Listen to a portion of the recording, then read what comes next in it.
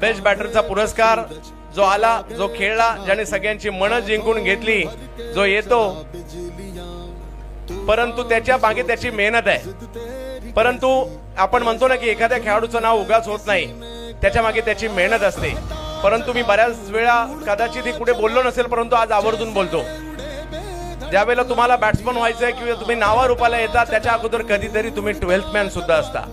परंतु मी कॉमेंट्री करत असताना गेल्या 10 वर्षात माझ्या बाजूला बसून 12th मॅन म्हणून सगळ्यात जास्त वेळा तो आला होता, परंतु आज सगळ्यात जास्त सेल्फी घ्यायला त्याच्यासाठी गर्दी होते। फरदीन काझी या बेस्ट बॅटरचा पुरस्काराचे मानकरी ठरतायत।